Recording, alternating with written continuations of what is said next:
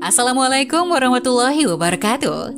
Halo Sobat Setia Fakta Kehidupan. Tidak lupa kami sampaikan salam sehat, salam sejahtera, semoga tercurah segala bentuk kebaikan dan juga kita semua dalam lindungannya. Seperti biasa, kita akan berbagi kisah dari yang unik, menarik, sampai bikin nangis. Mari kita simak kisahnya.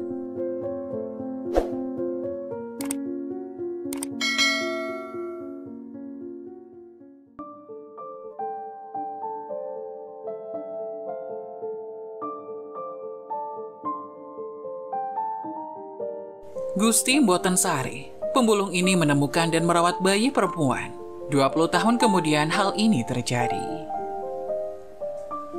Ikhlas yang sebenarnya merupakan sebuah bentuk ibadah yang hanya bisa dirasakan oleh hati dan tidak kasat mata.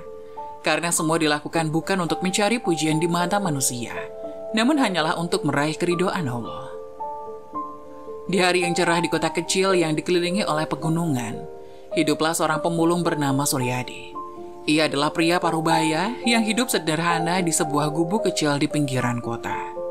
Setiap pagi Suryadi akan berjalan kaki dengan keranjangnya, mengumpulkan barang-barang bekas dari tempat sampah untuk dijual. Kehidupan Suryadi yang melarat itu membuatnya minder hingga tidak memiliki istri. Ia juga tidak mau mengajak orang yang dicintainya hidup susah seperti yang ia alami saat ini. Hingga ia pun berjuang seorang diri untuk mencari barang bekas untuk menyambung hidupnya hari demi hari. Suryadi adalah orang yang ramah meski usianya sudah 50 tahun. Dirinya merupakan pemulung yang sangat dihargai oleh pemulung lain yang senasib karena ia juga sering memberi bagian dari penghasilannya untuk menolong pemulung lain. Sesama pemulung harus saling membantu. Katanya tiap ia membantu teman-teman seperjuangannya di gundukan tempat pembuangan akhir itu. Ia berpikir, membantu sesama pemulung tidak akan membuat pemulung itu lebih kaya karena mereka semua hidup untuk makan. Suatu pagi, ketika Suryadi sedang membersihkan tumpukan sampah di dekat sebuah gedung apartemen mewah, dia terkejut melihat sebuah kardus yang tampak bergerak. Dengan hati-hati dia mendekati kardus tersebut dan membukanya. Di dalamnya dia menemukan seorang bayi perempuan yang masih sangat merah. Tapi bayi itu terlihat sehat dan bersih karena diselimuti dengan selimut tebal dan disediakan banyak botol susu yang sudah dingin di sampingnya. Sudah jelas bahwa orang tuanya dengan sengaja membuang bayi itu entah apa motifnya. Suryadi yang tidak tega melihat bayi kecil tak berdosa dibuang begitu saja langsung mengangkat kardus itu. Dirinya tidak memiliki pengalaman dengan seorang bayi, namun ia tidak bisa meninggalkan bayi itu di sana sendirian. Dan dengan modal beberapa botol susu di samping bayi itu, Suryadi pun membawa bayi perempuan malang itu untuk pulang. Teman-teman seperjuangan yang mengetahui hal itu langsung datang ke rumah Suryadi. Kebanyakan dari mereka adalah perempuan dan ibu-ibu. Mereka turut melihat bayi malang itu. Bahkan, beberapa di antara mereka ada yang datang membawakan beberapa baju bekas bayinya untuk bayi Suryadi itu. Ibu-ibu pemulung juga mengajarkan Suryadi bagaimana cara memandikan dan merawat bayi perempuan. Kehadiran bayi perempuan itu mengubah hidup Suryadi di gubuknya. Setelah memutuskan untuk merawatnya dengan penuh cinta, dia memberikan nama bayi itu Anissa. Suryadi menjalani hari-harinya dengan bekerja keras sebagai pemulung, sambil merawat Anissa seperti anak kandungnya sendiri. Mereka hidup dalam kemiskinan, tetapi cinta dan kebahagiaan selalu mengelilingi mereka. Bukan hanya itu, Anissa juga menjadi gadis cilik yang disayang oleh kawanan pemulung di sana. Banyak dari orang lewat akan memberikan beberapa temuan barang bekas yang dianggapnya masih layak, lalu diberikan kepada Anissa, seperti boneka bekas, pakaian bekas, dan mainan bekas lainnya. "Maafin Bapak karena cuma bisa memberi kamu barang-barang bekas ya nak," kata Suryadi. "Gak apa-apa Pak, karena buku bekas ini Nisa bisa membaca kok. Nisa senang banget Bapak dan teman-teman Bapak baik sama Nisa," kata Nisa polos. "Iya, teman-teman Bapak berpesan supaya kamu rajin belajar biar pintar. Nanti sekolah yang benar. Bapak juga berpesan kalau kamu dewasa, kamu harus mendapatkan pekerjaan yang layak, gak kayak bapakmu ini. Bapak ikhlas merawat kamu dan Bapak mau yang terbaik untuk kamu. Apapun pilihan kamu, Bapak akan selalu berada di pihakmu Nisa." "Iya Pak, Nisa janji Nisa bakal jadi anak yang pintar supaya bisa menuhin keinginan Bapak. Nisa sayang banget sama Bapak," kata Nisa manja. "Bapak juga," tambah Suryadi. Hingga akhirnya Nisa tumbuh menjadi gadis yang cerdas dan penuh semangat. Suryadi mengajarinya membaca dan menulis, meskipun hanya dengan buku-buku bekas yang dia temukan di tempat sampah. Anissa adalah sumber kebahagiaan terbesar bagi Suryadi, dan mereka selalu saling mendukung. Beberapa tahun kemudian, Anissa telah tumbuh menjadi remaja yang cerdas, dan dirinya berhasil masuk ke SMA negeri yang dekat dengan lokasi pembuangan akhir itu. Meski dekat dengan lingkungan kumuh, sekolah yang ditempati Anissa adalah sekolah terbaik di daerah itu. Suryadi sangat bersyukur Anissa bisa bersekolah di SMA terbaik itu dengan gratis. Namun perbedaan mencolok sangat terlihat di antara Anissa dan teman-temannya. Pakaian Anissa memang bukan baru, tapi cukup layak untuk dipakai. Anissa juga mendapat sepatu bekas lainnya. Berbeda dengan semua teman sekelasnya itu, semua yang dipakai mereka sangat mentereng, jika dilihat dari atas sampai bawah. Hingga suatu hari ketika Anissa sedang berjalan menuju kantin sekolah seorang diri, sekelompok teman sekelasnya yang terdiri dari beberapa anak populer mulai membulinya. Mereka berkumpul di tengah koridor dan melemparkan kata-kata yang tajam ke arah Anissa. Lihat dia teman-teman, itu bukan putri mahkota sekolah kan? Itu si anak pungut, kata salah satu geng itu. Ya ampun, gimana rasanya tinggal sama pemulung ya Anissa? Bau sampahnya pasti nempel banget di kamu. Tambah yang lain. Kamu pasti punya banyak cerita konyol tentang sampah kan? Kasih tahu kami dong, anak pungut. Tambah geng satunya. Mendapat perlakuan tidak mengenakan seperti itu, Nisa hanya diam saja.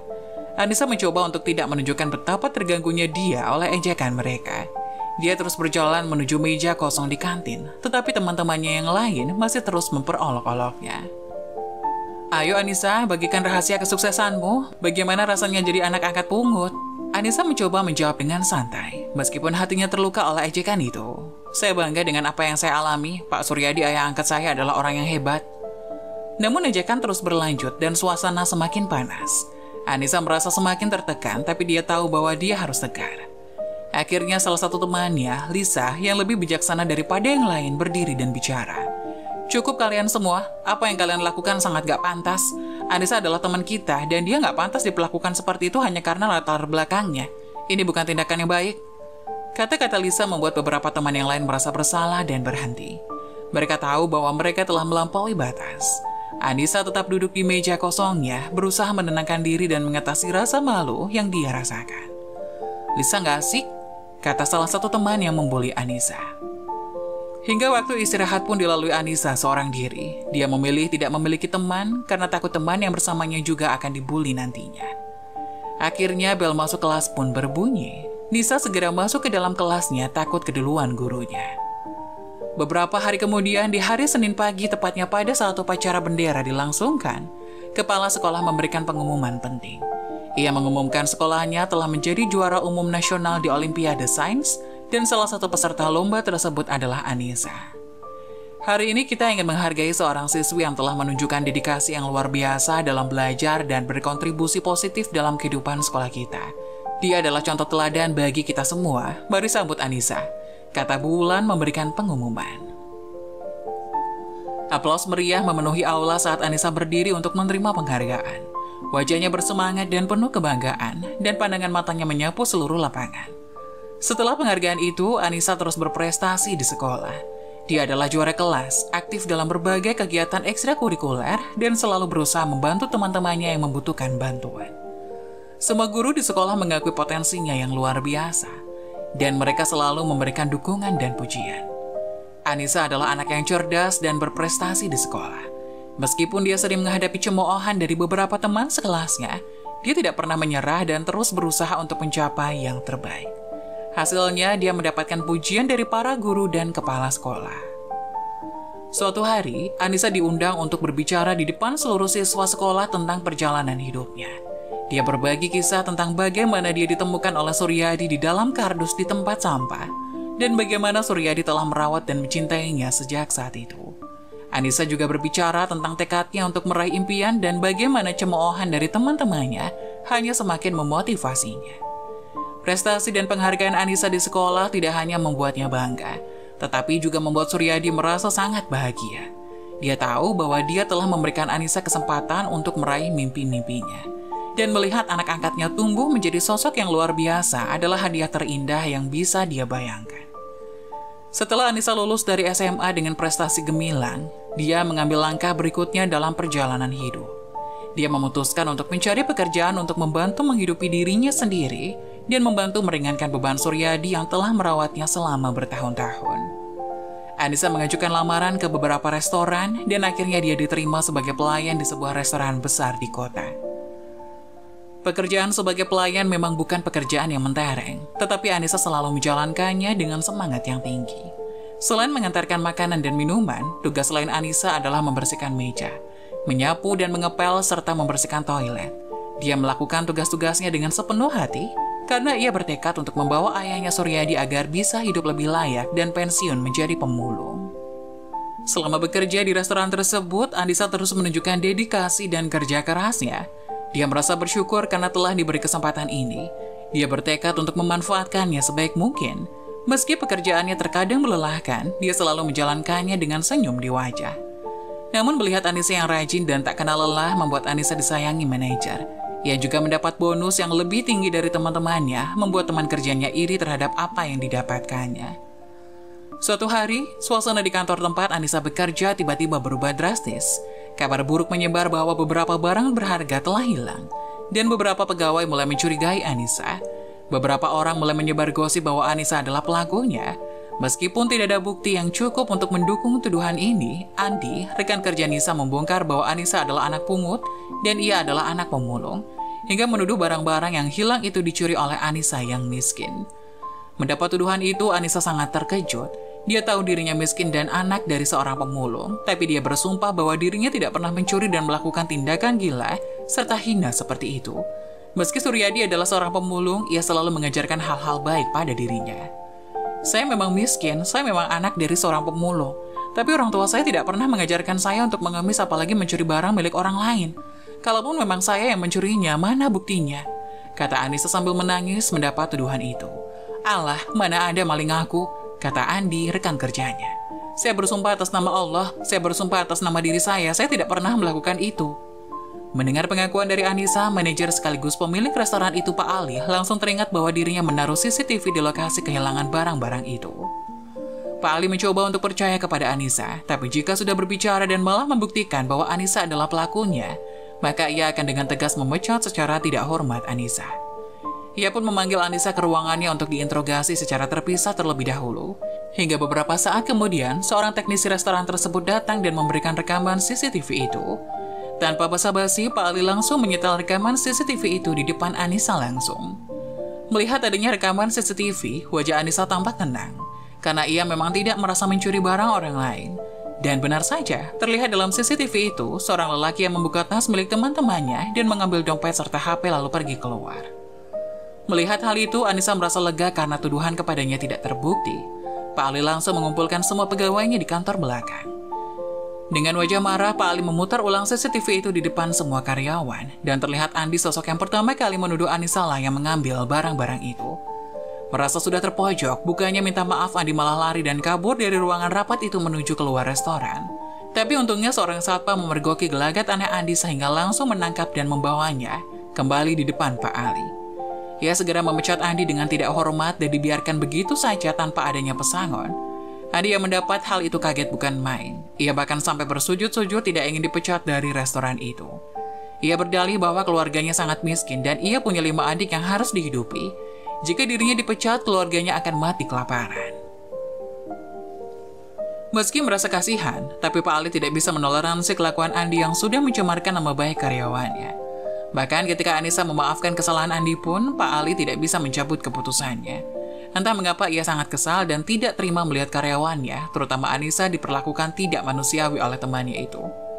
Setelah insiden pencurian yang salah kaprah di kantor, Anissa semakin dekat dengan bosnya Pak Ali. Mereka sudah memiliki hubungan yang baik sebelumnya. Dan kejadian tersebut semakin memperkuat ikatan mereka.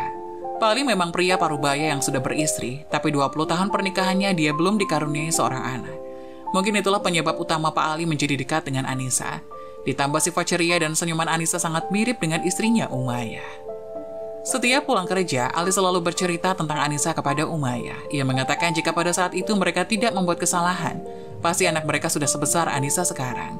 Bahkan Umayyah sendiri penasaran dan sangat ingin bertemu dengan Anissa, gadis yang selalu diceritakan oleh suaminya.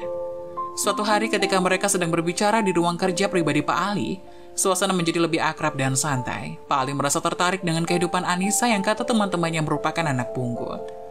Anissa, Bapak harap kamu tidak tersinggung. Tapi Bapak ingin tahu background kehidupan kamu. Mantan karyawan di sini bilang kamu anak pungut dan anak pemulung. Bagaimana bisa? Ya Mas Andi bilang tentang saya itu benar Pak. Saya tidak malu mengakui hal itu. Saya adalah anak pungut yang ditemukan oleh bapak angkat saya, yang seperti Bapak tahu beliau seorang pemulung. Bapak saya selalu menceritakan kejadian itu sebelum saya tidur. Bukan untuk menakut-nakuti saya, untuk menjadikan saya sedih, tapi Bapak saya mengatakan bahwa suatu hari jika saya sudah sukses, jangan lupa dengan orang-orang yang selalu berbuat baik kepada saya. Waktu saya kecil, saya tidak hanya dirawat oleh Bapak saya saja Pak, tapi juga para pemulung lain ikut serta merawat saya. Jadi hari ini saya bekerja untuk membalas jasa mereka. Saya ingin membawa mereka keluar dari gubuk kumuh itu dan mencarikan rumah susun yang pas agar kehidupan mereka jadi lebih layak. Pak Ali mengangguk mengerti, menunjukkan bahwa dia menghormati cerita Anissa. Anissa, saya sangat terkesan dengan perjalanan hidup kamu. Kamu adalah contoh nyata dari seseorang yang tidak hanya berhasil melewati masa sulit, tapi juga tumbuh menjadi seseorang yang jujur dan hebat. Saya sangat menghargai kejujuran Anda dalam berbagi cerita ini dengan saya, tambah Ali. Perbincangan terus berlanjut hingga tiba-tiba Pak Ali meminta Anissa untuk datang kerja esok hari dengan membawa selimut bayi yang selalu Anissa simpan dan ia bawa hingga sekarang. Entah apa maksud dari bosnya itu, Anissa menurut saja. Pagi harinya pun tiba, Anissa membawa plastik hitam berisi selimut kecil yang ia janjikan pada bosnya. Tapi ketika ia masuk ke dalam ruangan bosnya itu, ia melihat wanita parubaya yang sangat cantik dan anggun duduk di kursi dekat bosnya. Ia mengira bahwa itu adalah istri dari bosnya. Di sisi lain, ketika pertama kali melihat wajah Anissa, jantung Umayyah langsung deg-degan. Tubuhnya bergetar hebat, ia merasa memiliki ikatan kuat terhadap anak yang baru saja ia temui hari itu. Entah mengapa air matanya tiba-tiba mengalir tanpa bisa dikendalikan. Dan tubuhnya langsung menyeret dan memeluk Anissa begitu saja. Ia sangat kaget dengan apa yang terjadi, bahkan ia belum tahu nama dari anak yang ada dalam pelukannya itu. Tapi rasa rindu mendalam terasa sangat menyesakkan dadanya. Maaf tante, kata Anissa sambil mengurai pelukan itu. Mendapat penolakan halus dari Anissa, Umayyah pun langsung sadar diri. Ia segera melepas pelukannya dan menangis di samping suaminya. Melihat istrinya menangis seperti itu, Pak Ali segera meminta Anissa menunjukkan selimut bayinya itu. Dan benar saja, itu adalah selimut yang sangat familiar baginya.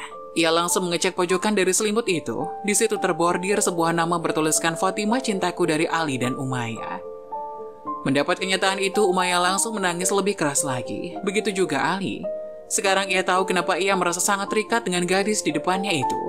Rupanya ia adalah anak yang dulu dibuang oleh keluarganya karena kisah cintanya yang tidak mendapat restu. Anissa, saya tidak tahu harus berkata apa. Ini adalah rahasia yang tersembunyi selama begitu lama. Saya hanya berharap Anda bisa memaafkan saya. Anissa yang kaget tidak tahu bagaimana bisa merespon. Dia ingin tahu lebih banyak tentang bagaimana semuanya bisa terjadi. Maaf, saya tidak mengerti. Bolehkah Anda menjelaskan lebih lanjut? Pak Ali mulai menceritakan kisah yang menyedihkan tentang masa lalunya. Dia mengakui bahwa dia adalah ayah biologis dari Anissa dan bahwa dulu dia adalah bagian dari keluarga yang tidak direstui ketika dia mencoba untuk menikah dengan ibu Anissa. Ketika ibumu dan saya tidak direstui, kami merasa tidak punya pilihan lain. Kami takut bahwa kami tidak akan memberikan kehidupan yang baik untukmu. Itu adalah keputusan yang sulit dan saya menyesalinya setiap hari, kata Pak Ali. Anissa merasa terkejut oleh pengakuan ini, juga merasa dicampakkan. Namun dia tahu bahwa Ali adalah orang yang telah memberikan banyak dukungan dan kesempatan dalam hidupnya. Saya masih bingung harus bagaimana mengetahui fakta ini, tapi saya juga tahu bahwa Anda telah menjadi bagian penting dari hidup saya. Tapi saya hanya ingin tahu mengapa Anda tidak pernah memberitahu saya sebelumnya, kata Anissa bingung.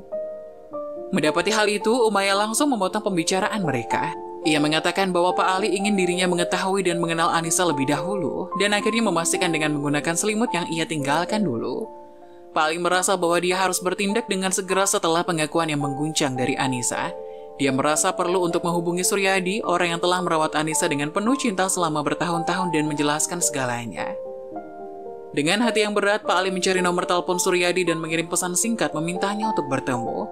Suryadi setuju meskipun tidak tahu apa yang akan dibicarakan oleh Ali. Mereka bertemu di taman dekat rumah Suryadi. Udara terasa tegang saat mereka duduk berhadapan satu sama lain. Pak Ali mengambil nafas dalam-dalam dan kemudian menjelaskan segalanya kepada Pak Suryadi.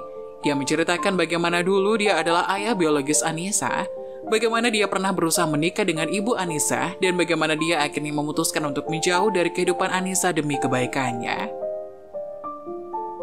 Suryadi mendengarkan dengan cermat dan diam selama Pak Ali bicara.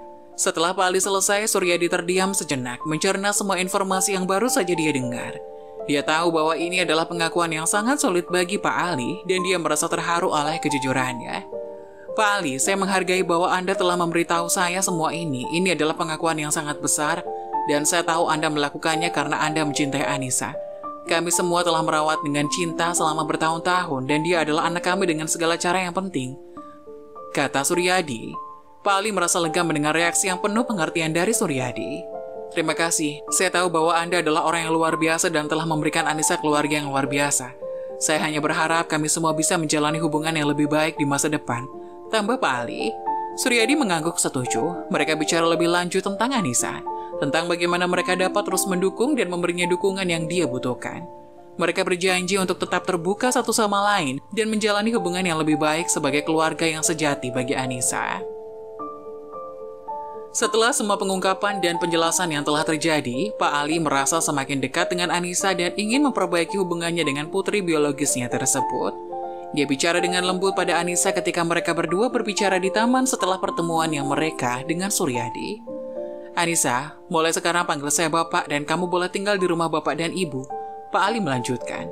Anissa merenung sejenak. Meskipun dia merasa lebih dekat dengan Pak Ali setelah pengakuan tersebut, dia juga telah membangun hubungan yang sangat kuat dengan Suryadi selama bertahun-tahun. Suryadi adalah orang yang telah merawatnya dengan penuh kasih sayang dan menciptakan rumah yang hangat untuknya. Pak Ali, saya sangat menghargai tawaran Bapak, tapi Pak Suryadi adalah ayah saya yang sebenarnya, yang selalu ada untuk saya sejak kecil. Saya merasa sangat dekat dengannya, dan rumah ini adalah rumah yang telah saya panggil rumah selama bertahun-tahun. Saya ingin tetap tinggal bersamanya, kata Anissa. Pak Ali menghela nafas dalam-dalam mengerti perasaan Anissa. Bapak mengerti Anissa, Bapak tidak ingin memaksamu. Yang terpenting Bapak hanya ingin kamu tahu bahwa aku di sini untukmu dan ingin menjalin hubungan yang lebih dekat denganmu kapanpun kamu siap, sambung Pak Ali. Anissa tersenyum pada Pak Ali dan merasa terharu oleh ketulusan dan pengertiannya. Terima kasih Pak, saya sangat menghargai bahwa Anda ada dalam hidup saya. Saya berharap kita dapat menjalin hubungan yang lebih baik bersama. Pak Ali tersenyum dengan lembut dan mereka berdua merasa bahwa langkah-langkah pertama menuju rekonsiliasi dan hubungan yang lebih baik telah diambil. Meskipun Anissa memilih untuk tetap tinggal dengan Suryadi, dia dan Pak Ali memiliki kesempatan untuk membangun hubungan yang lebih kuat di masa depan. Kisah perjalanan Anissa dan Suryadi akhirnya menuju masa depan yang cerah dan sejahtera. Dengan dedikasi dan kerja keras Anissa, dia berhasil meraih pekerjaan di restoran milik Pak Ali, ayah biologisnya. Sambil bekerja di restoran tersebut, Anissa juga melanjutkan pendidikannya di perguruan tinggi, mengejar gelar sarjana yang telah lama menjadi impiannya. Kehidupan mereka bertiga menjadi lebih layak dan nyaman. Anissa dapat memberikan apa yang dijanjikannya dulu, yaitu memindahkan semua penghuni gubuk yang tinggal di dekat tempat pembuangan akhir ke rumah susun yang ia beli sendiri. Tanah rumah susun itu bukan milik pemerintah atau swasta, melainkan milik Anissa dibantu oleh Pak Ali dan Umayyah.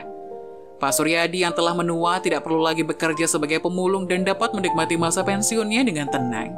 Mereka memiliki rumah yang nyaman dan aman. Anissa dengan tulus berterima kasih kepada Pak Suryadi atas segala cinta, dukungan, dan perjuangan yang telah dia berikan semasa hidup. Suryadi merasa bahagia dan bangga melihat Anissa tumbuh menjadi seorang yang sukses dan pintar. Dia tahu bahwa keputusannya untuk merawat Anissa bertahun-tahun yang lalu adalah keputusan yang benar.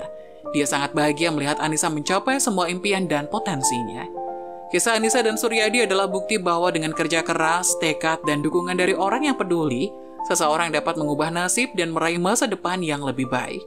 Mereka telah melewati banyak tantangan dalam hidup mereka, tetapi mereka juga telah menemukan kebahagiaan, kesuksesan, dan cinta dalam perjalanan mereka bersama.